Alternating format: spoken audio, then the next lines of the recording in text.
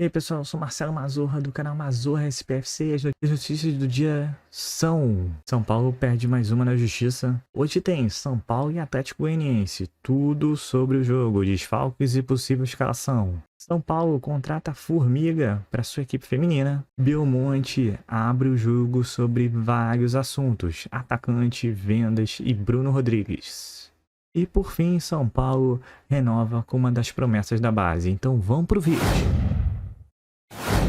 E para começar, hoje tem São Paulo e Atlético Goianiense às 19 horas em Goiânia. E a novidade é o Rigoni, que foi liberado pela CBF, está com o bid ok e pode estar apto aí, né, para jogar. As dúvidas ficam com o Luan, que não viajou machucado, possivelmente o William ou talvez o Thales da Costa. O de que Liziero também está na seleção olímpica e Nestor está com a vaga dele. Na zaga, o Bruno Alves no lugar do Arboleda, que está na seleção equatoriana. Daniel Alves e Benítez machucados. E aí fica a dúvida, né? Será que Rigoni começa jogando no lugar de Igor Gomes ou de Sara?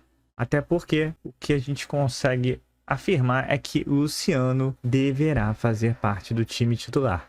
Então a escalação possível do São Paulo contra o Atlético Goianiense é Volpe, Miranda, Bruno Alves e Léo, Igor Vinícius, Reinaldo, William, Rodrigo Nestor, Sara, e aí vem a dúvida, né? Igor Gomes ou Rigoni, e no ataque o Luciano. Lembrando também que Crespo gripado não viajou, até porque tem um protocolo da Covid e vai continuar fazendo teste até terça-feira, que será o jogo da volta contra o 4 de julho. Quem estará no banco é o seu auxiliar, Juan Branda. A perda do Luan é valiosíssima, né? Aquele cão de guarda, é um marcador. E o jogador talvez mais parecido seria o William, mesmo assim também não chega nem aos pés do Luan. Mas, pelo que a gente vê do Crespo, ele não vai querer mudar muito, então possivelmente deve iniciar com esse jogador. E vai ter no banco opções aí, né? No ataque com Éder, Pablo, Rojas, e no meio fica o menino Thales da Costa, né? Porque a gente brincava que o São Paulo tem muita opção, mas agora ficou sem, até por culpa da seleção olímpica. Vai ser um jogo duro, o Atlético Goianiense que vem de 2 vitórias seguidas contra o Corinthians, um time enjoado, mas que também vem desfalcado. Aproveitar, focar no Brasileirão nessas próximas semanas, porque a Libertadores só volta em meados de julho. E o próximo jogo fora o Brasileirão é exatamente contra o 4 de julho, terça-feira. Um breve resumo do jogo de hoje, 19 horas, vamos estar sentados no sofá aí para torcer pelo nosso tricolor, buscando a primeira vitória no Brasileirão. Então vamos falar das bombas que ocorreram na sexta-feira, né? Para começar, Crespo tá fora do jogo. E aí ficou a preocupação com relação ao Covid. Inicialmente o primeiro exame deu negativo, é apenas uma gripe, mas não viajou com o grupo. Aí durante a sexta-feira, Luan também não viajou com o grupo, uma lesão no posterior da coxa esquerda. Esse realmente é um desfalque grandíssimo. Liziero você tem o Nestor, Arboleda você tem o Bruno Alves, mas pro Luan você não tem substituto. E por fim, a bomba maior aí seria o interesse do Monterrey do México pelo Thiago Volpe. O Monterrey tem soldado o jogador, é um clube que tem potencial financeiro, mas o São Paulo declara que não recebeu sondagem, diferente da matéria do Globo.com, que diz que o São Paulo recebeu sim sondagem e que durante a semana o time do México vai vir mais forte atrás do jogador. Segundo informações de ESPN, o Thiago Volpe não demonstra tanto interesse em sair. Agora tudo é uma questão de oferta financeira. A gente sabe que o São Paulo não vem bem das pernas. E se vier uma proposta irrecusável, o São Paulo vai vender. E se vender, aí vem uma bomba mesmo, né? Porque o Lucas Perry não tem agradado, não tem dado segurança, essa que é a verdade, é um goleiro muito fraco. E aí, se você for contratar alguém no mercado nacional, você vai poder atuar em agosto. E no mercado internacional, quais são as opções? De qualquer jeito, para o São Paulo vender o Volpe, tem que ser uma grana irrecusável e que dê para comprar um outro goleiro, porque o Lucas Perry não vai segurar a onda, isso eu tenho certeza. E a justiça novamente dá 15 dias para o São Paulo pagar agora uma nova dívida, uma outra dívida, com o agente André Cury. Esse é o agente do Raniel. Você lembra do Raniel? Não quero nem lembrar, né? Foi um atacante aí do São Paulo que foi comprado junto ao Cruzeiro e ficou pouquíssimo tempo, sendo trocado posteriormente pelo Vitor Bueno. Meu amigo. Se o Vitor Bueno dói no coração, o Raniel também doía tão quanto. Eu não sei o que é pior não, viu? Duas transações péssimas, pra ser sincero. Foi trocado pelo Vitor Bueno e ninguém mais lembrou dele. Só que o São Paulo, para adquirir o jogador, pegou um empréstimo com a gente na faixa de aproximadamente 14 milhões de reais. E agora ele venceu na justiça aí e ele está cobrando 19 milhões de reais. Lembrando, isso não é mais uma dívida da gestão Leco, né? Leco aí, que deveria ocorrer uma auditoria e deveria ser preso, né? Porque ninguém deixa uma empresa desse jeito e sair impune. Mas no Brasil, né? Infelizmente a gente sabe como as coisas funcionam. Então o São Paulo aí tem esse prazo para resolver o caso. E aí o pagamento seria à vista. A gente tem informação também que o São Paulo pegou 75 milhões de reais de empréstimo para resolver algumas contas a curto prazo. Uma delas foi o pagamento da dívida do Tietê. E pelo jeito vai ter que usar ela também para o pagamento de André Cury, a não ser que seja feito um acordo. Lembrando que ele está cobrando esse dinheiro porque a gestão Leco havia feito um acordo e não cumpriu, por 2 vezes ainda. Então acabou sobrando para a gestão de Júlio Casares. Ele vai ter que resolver mais esse pepino. Lembrando também que o São Paulo tem dívidas com outros agentes, outros clubes. Com relação a outros clubes, ele resolveu em sua maioria e principalmente com os jogadores. Ninguém deixa de lembrar a dívida que o São Paulo tem com o Daniel Alves na faixa de 12 milhões de reais. Então a sexta-feira foi quente.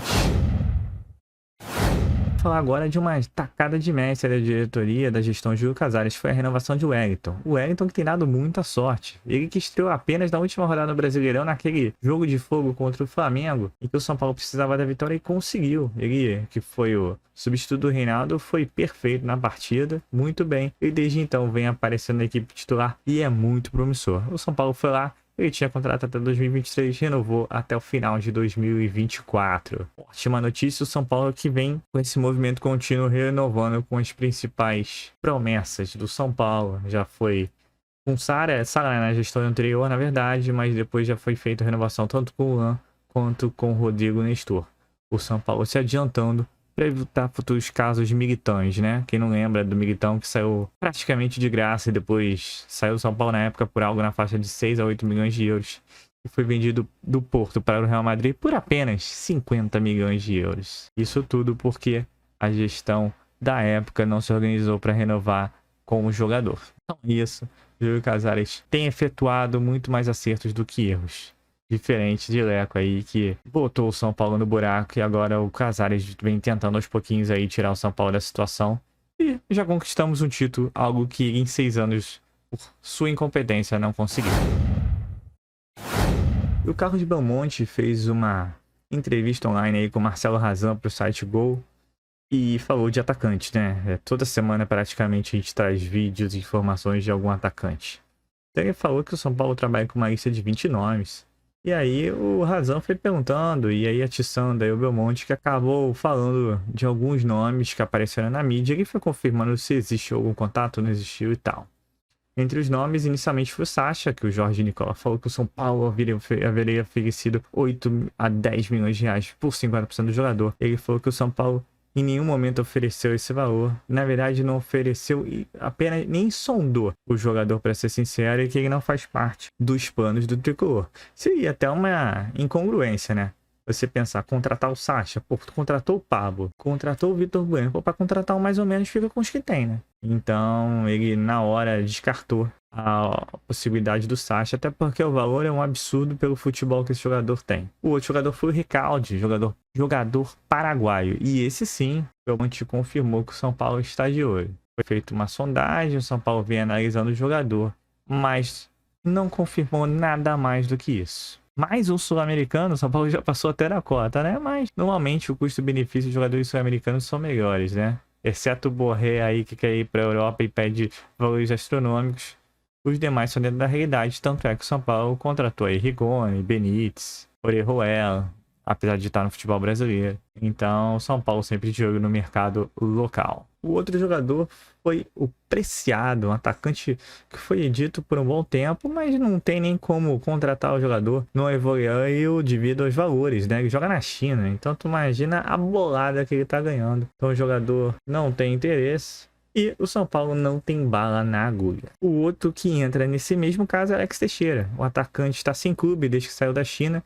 Esperava ter contactado por algum clube europeu, isso não ocorreu. Ele vai aguardar agora até meado do ano. E se não ocorrer novamente, ele vai tentar negociar com algum clube brasileiro, até porque ele também tem interesse em participar do Brasil, aí, da seleção brasileira para a Copa de 2022. Agora quanto que ele vai pedir? 2 milhões? Porque o que ele ganha, o que ele quer é irreal, né? O Atlético Mineiro já tem o Hulk, o Grêmio já tem o Douglas Costa, o Alex Teixeira, por acaso, está sendo ventilado no Grêmio. Cara, eu queria saber também como é que o Grêmio tem tanta bala na agulha para contratar Douglas Costa e quem sabe Alex Teixeira. São Paulo falou que sondou, mas quando soube dos valores desistiu. Não tem como. São Paulo já paga 1,5 milhão pro Daniel Alves e tá devendo o jogador. E paga 1 milhão pro Hernanes, que a gente sabe que apesar do Profeta, um grande ídolo do tricolor, não está nada bem. Por fim, ele ainda colocou mais 2 nomes. Caleri e Diego Costa. Ambos não houve contato. Isso aí foi uma news, né? Que caiu aí na web. O Diego Costa é óbvio, né? Também, se o Alex Teixeira pediu X, o Diego Costa pediu 2X. Então, São Paulo não tem condições. E com relação ao Caleri, é um emaranhado de complicações. Porque o passe dele é de um grupo de empresários que já emprestou para ele para meio mundo, entendeu? Então não é tão simples. Até que na época que esteve no São Paulo ficou por apenas 6 meses. Tem essa jura de amor do Caleri com o São Paulo, mas eu não vejo nenhuma perspectiva não. É aguardar aí uma ótima notícia com relação ao atacante, mas tem que ser um atacante que venha para jogar. Se vier para compor elenco com Pablo, Vitor Bueno e companhia, a gente já tem aí porras. O Éder, se entrar em forma, eu acho que pode ser esse atacante, mas ele não aguenta a temporada inteira.